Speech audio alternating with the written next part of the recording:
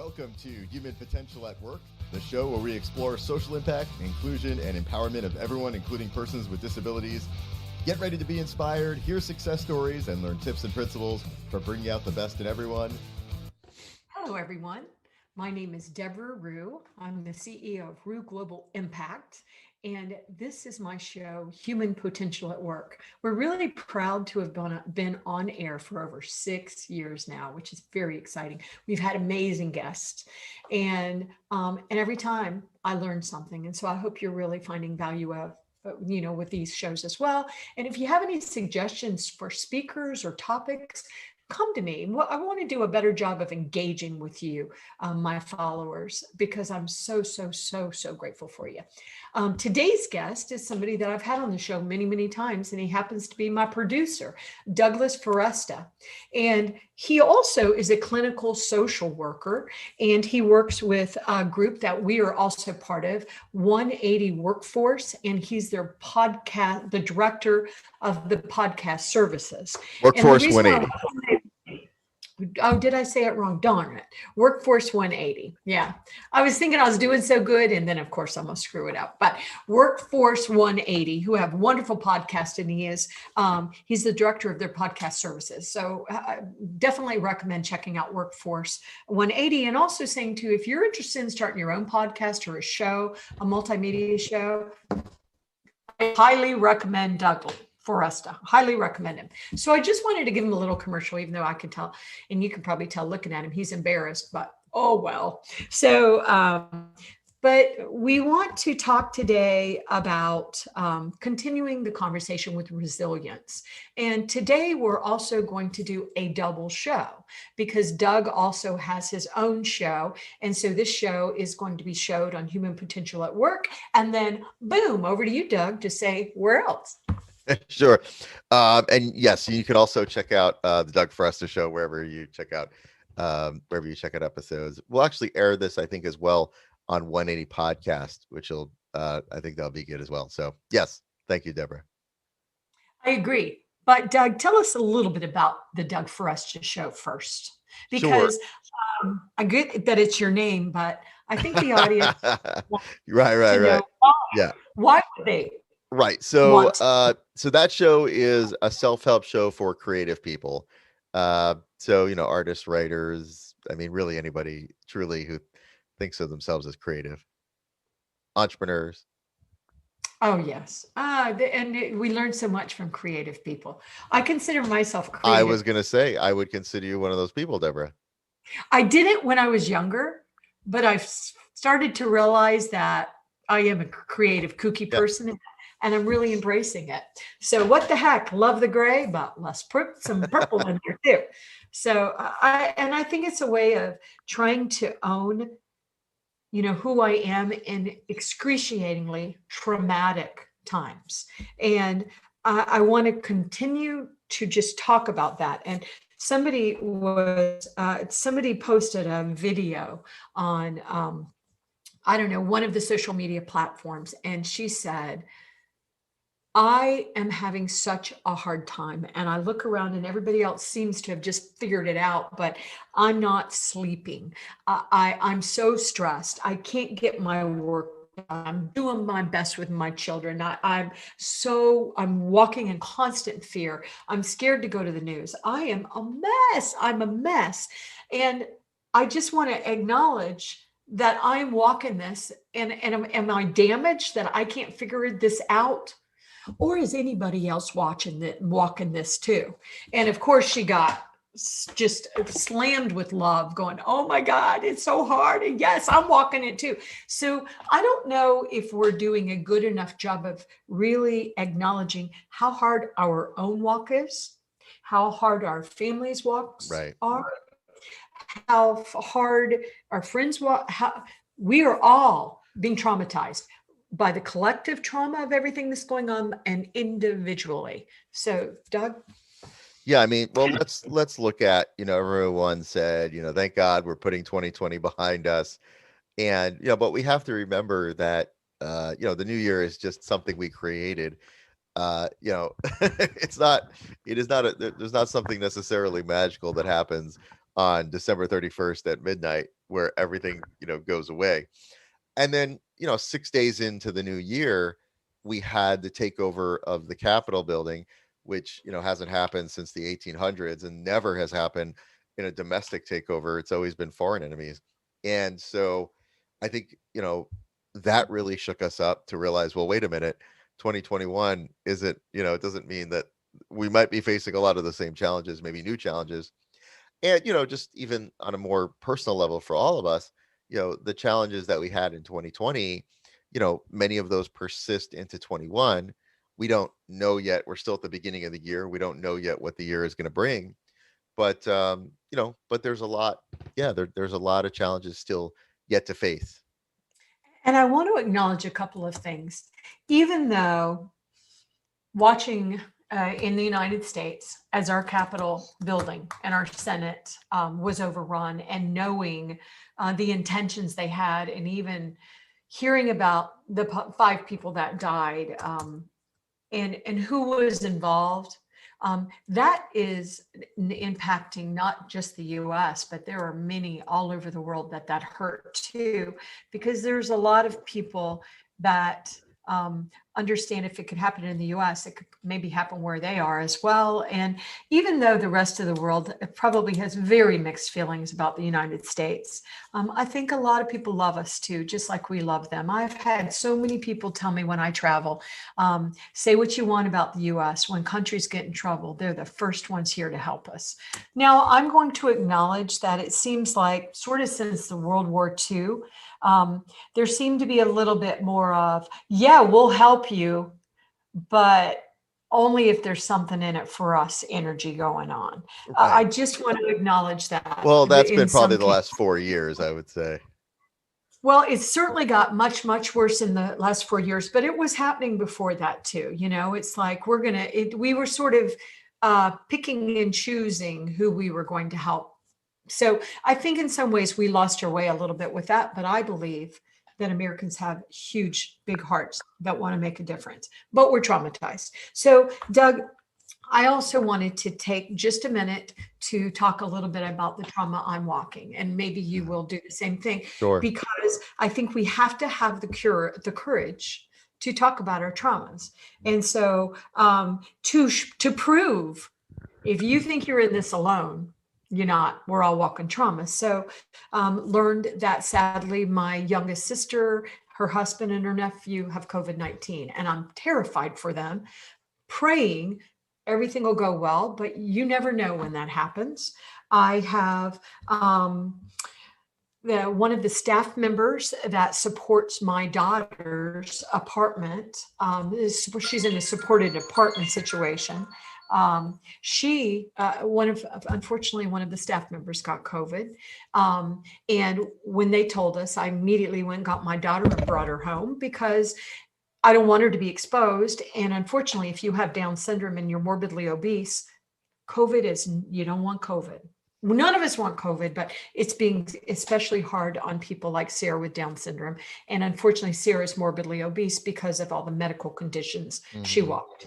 So, and then my husband has dementia. And the other night, he told me that he didn't have much longer to live. And oh my God, just ripping my heart out. Of And course. so and then on top of it, my beloved older sister, accidentally broke her 5th rib. So she's walking around in excruciating pain. And so that's just one life.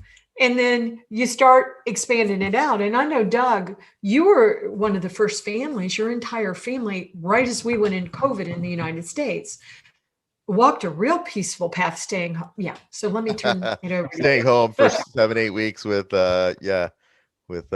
two babies. Yeah. Rambunctious babies.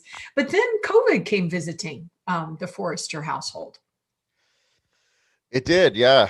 That was back last, actually, just coming on, it's been 11 months, just about a year since then. But I think, Deborah, I appreciate your vulnerability in putting all of that out there. And, let's be honest, I think most of us are really tired. I just found out today, I think it's kind of an interesting thing about this we don't know in 21. So I think I told you that I was able to get on the list to get the vaccine, the shot. I have a date for it. Yay, great.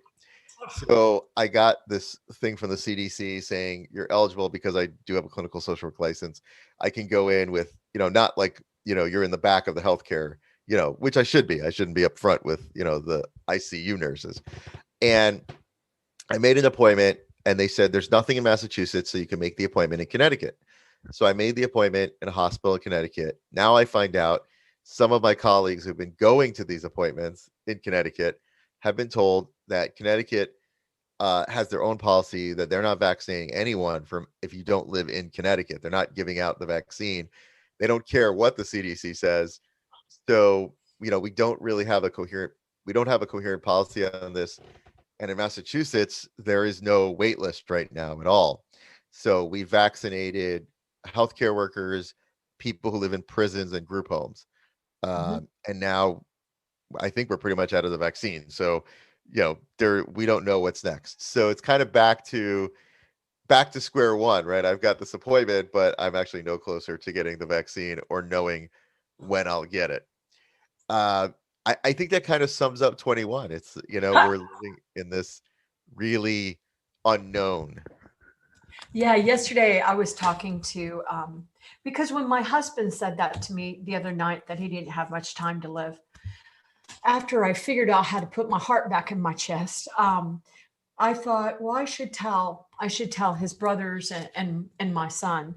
And so his brother is in Florida, one of his brothers in Florida, and he is eligible. But the same thing happened, but they are so mad in Florida because they are giving the shots to other people. Canadians are getting it. Wow. And other states, and they're furious because they're like, why are you not saving Florida vaccines for Floridians? Right. Especially when Florida and Texas have been one of the worst states protecting there. And I'm a Floridian. I was born in Florida, but it's been horrifying to watch that governor and how he is not taking people. Let's take care of the people. But so, and Sarah, my daughter, is scheduled to get a vaccine here in Virginia the first week in February. And I'm just thrilled. That is great. I don't know if we are out. I don't know what we'll expect. Are we out? But I do trust that our new president,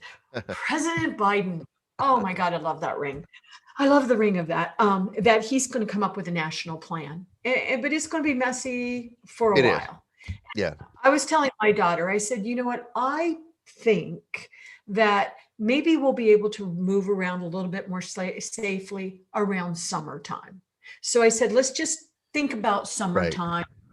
Right. Because I have to give her something to hold on to. And even if it isn't summertime, but we get in summertime and it's not, maybe then it's only a couple more months, but you have to give people hope so we can all hold on. But I want to continue to acknowledge this is really extremely hard for everybody, whether you're being personally impacted or not. You can feel the collective being impacted.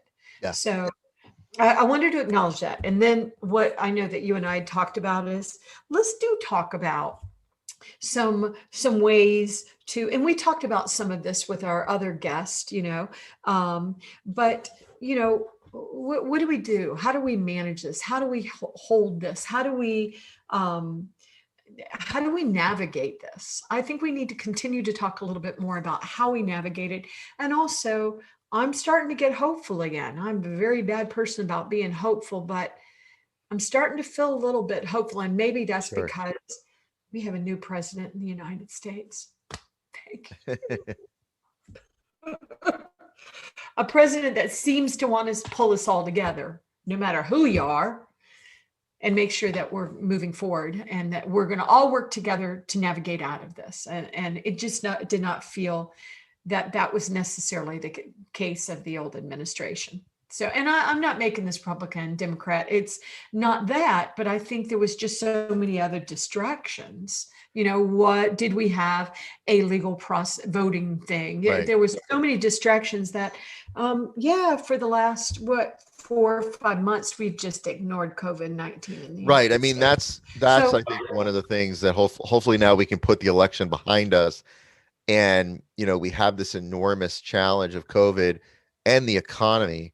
Um, COVID, the economy, racism really hasn't gone away, right, and we have gone through a collective trauma, and we're still in the middle of that trauma because we're not yet on the other side of it. And sometimes I feel like we act like we are, and we just need to acknowledge that we're still in the middle of it. I mean, it's okay. It's like, I think, like being in the middle of wartime, you have to do stuff. I mean, even in the middle of wars, people live their lives and they worked and they raised families, right? You've got to keep going. You can't stop. But at the same time, I think we have to acknowledge that we are still in the midst of this trauma and we do not know what the other side looks like yet. We simply yeah, don't. we don't. And I've heard people saying, God, wouldn't you feel sorry for somebody that had a baby in 2020? And I Right. was, well, I wouldn't, only because Right. I love babies. And I think these really new, resilient souls I know your daughters. I listen Yeah. to your daughters and what they say. I want you to tell the audience what your daughter Elsa said about face masks, for example. Oh, yeah, yeah. Eleanor, Yeah. Ellie, yeah, she says to me, she goes, "Daddy, the thing is at night, she like many of us, she stays up too late and then she starts thinking, and she goes, Daddy, I'm sad and fustawated." I said, what are you sad and fustawated about? She goes, I don't want to give the coronavirus to my friends. She goes, I have to wear a mask. I said, I said, yeah, but we have a medicine now and we're gonna go to the doctor and get the medicine, and it's gonna get better. And she goes, but where are we gonna get the medicine? And I said, well, from the doctor. She goes, but if you go to the doctor, you could get the coronavirus.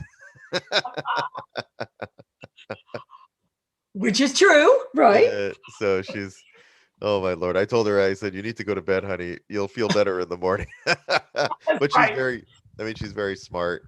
But And she's two. She's two. I know, well, she's 3, almost 4. She'll be Okay. she'll be All 4 right. in May, yeah. But this But is the babies.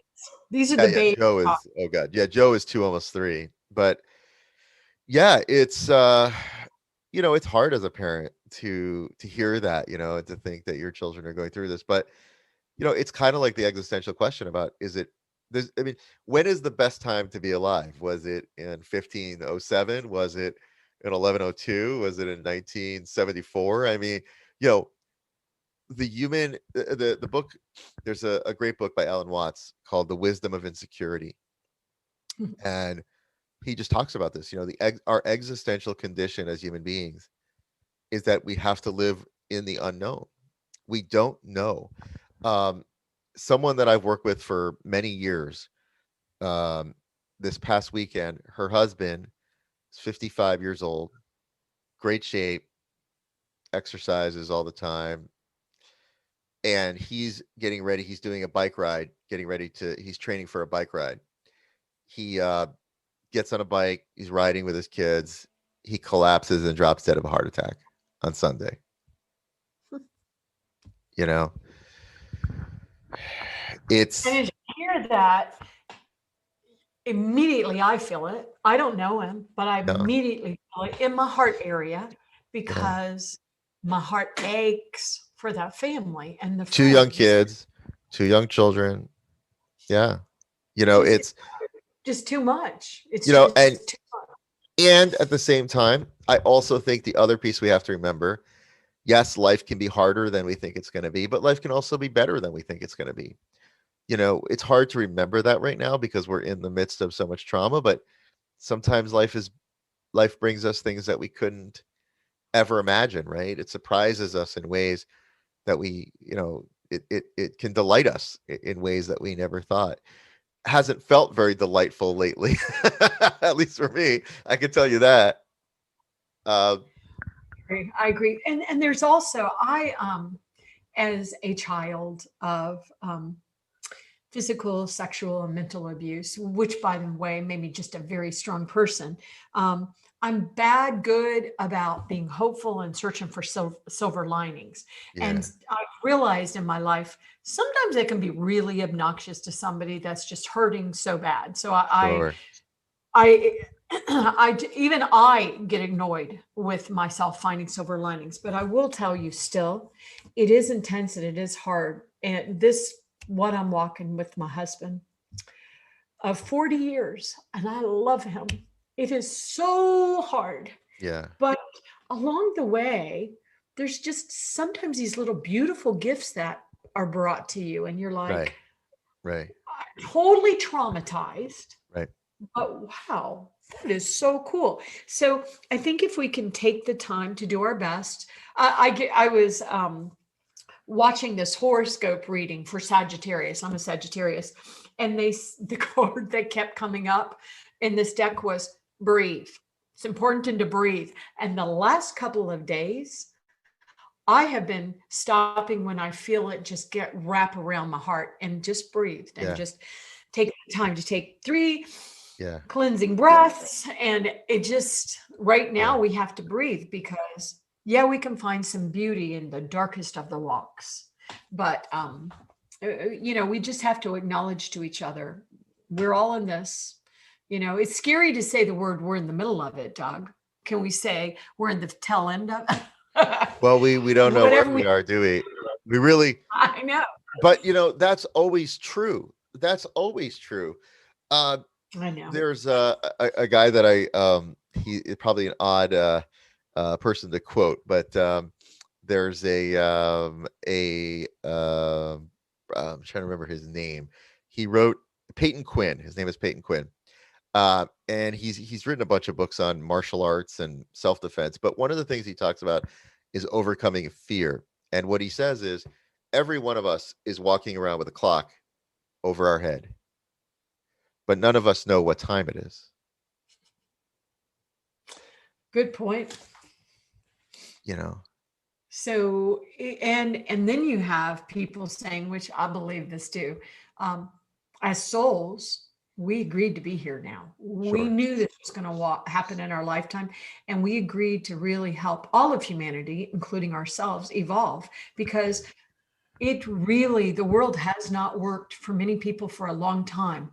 That's It right. has not worked for people with darker color skin than I have. It has not worked for people that are in the wrong country. It hasn't worked for people within developed countries. So I I'm willing to walk these horrible paths if in the long run the world is going to be a better place for everybody else. And I mean not just humans, I mean inhabitants in our precious living Mother Earth at the same time.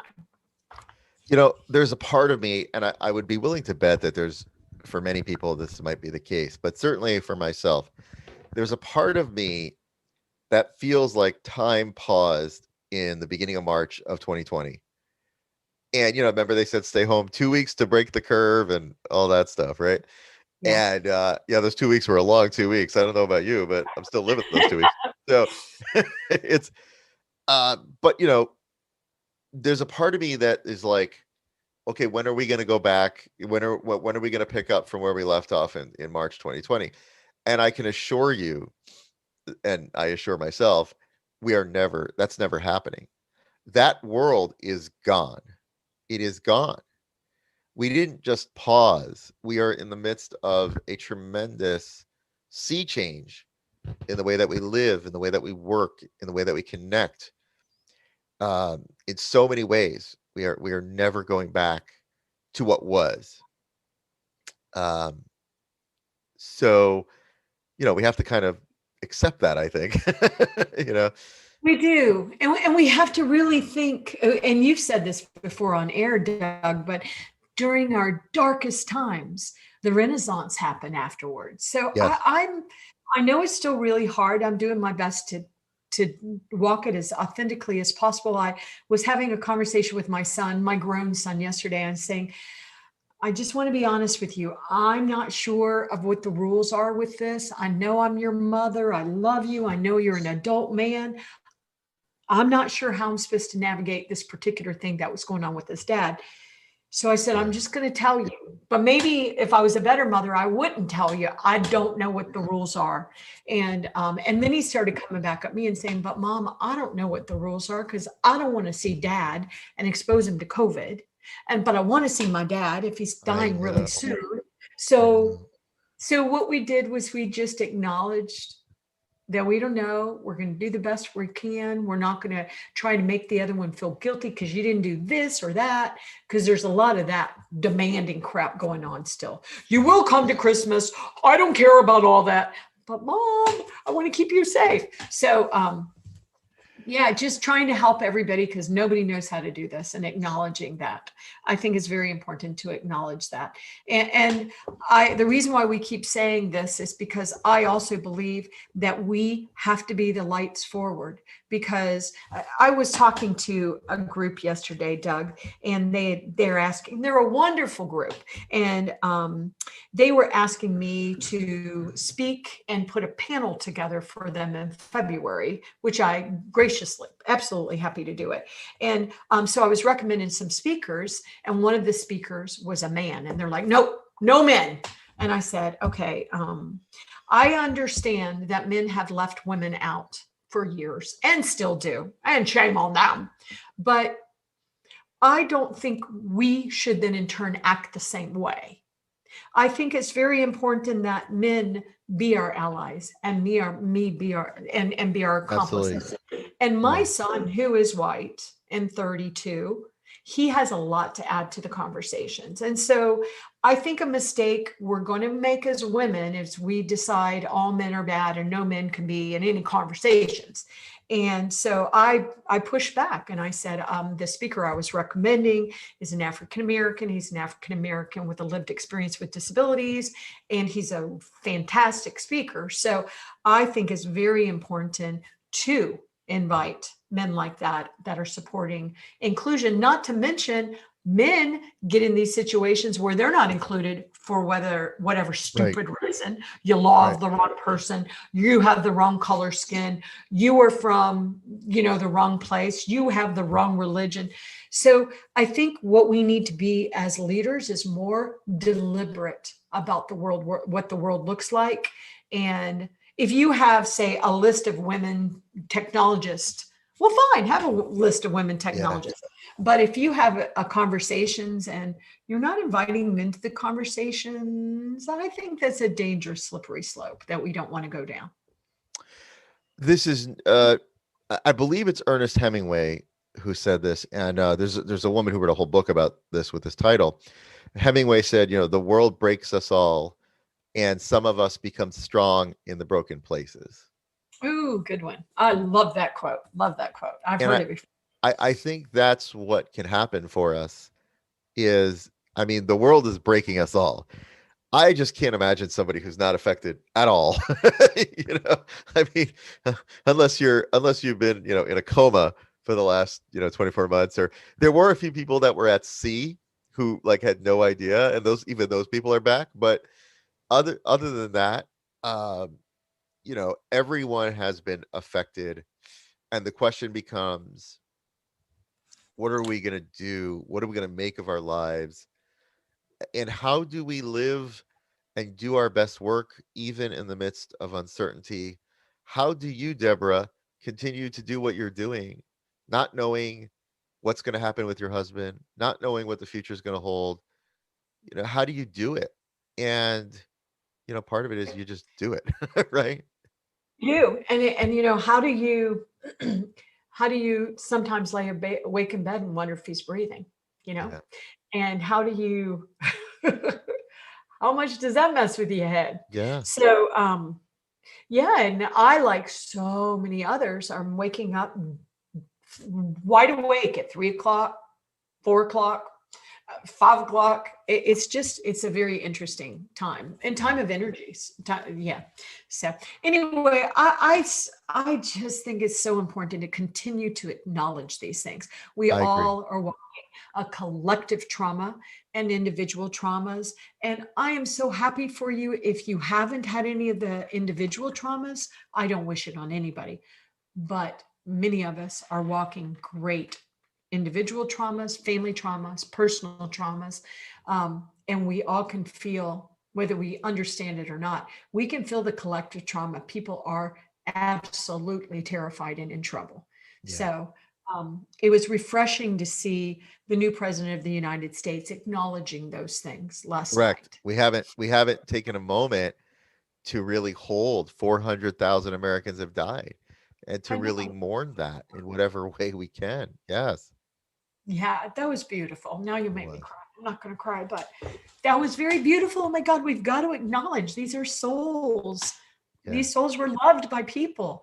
Yeah. I'm going to say this. I was talking to a woman the other day, and then I know we could wind up, but I was talking to a woman in actually Capital One customer service. And we started talking as she was solving this little problem I had. And she said, well, I was a nurse. And she said, but I couldn't do it. I just had to take a break because Wow. I watched too many people crying themselves to sleep, dying of COVID, and knowing their families couldn't come and get them. And their families are hysterically trying to get to them, and we can't let them. She said, I couldn't do it anymore. So she said, now I'm over here at Capital One working on opening and closing and doing accounts. And she said, I worked for them before I got my nursing degree. And she said, they're wonderful, wonderful people to work with. My husband worked for Capital One. So just some little loving for Capital One. But that made my heart hurt for her and all of those Yeah. souls that had to die alone. So it is tough times, but I think we got this. And I think we'll just keep acknowledging it and loving on each other and protecting each other and acknowledging how hard it is and trying to be kind to each other. But we also have to be the way forward, Doug. And I know you agree with that. So let me give you the last words. Oh, that was a great last word. I mean, the only other thing I would say is in terms of what you're walking with your husband, Deborah, I appreciate your willingness to be so vulnerable. And I think you help a lot of people when share that, boy, this is really hard. And, you also said about how there are beautiful moments. And, you know, uh, this is another quote. I'm all full of quotes today, but the Dalai Lama talks about how the difference between joy and happiness is that joy can coexist with suffering.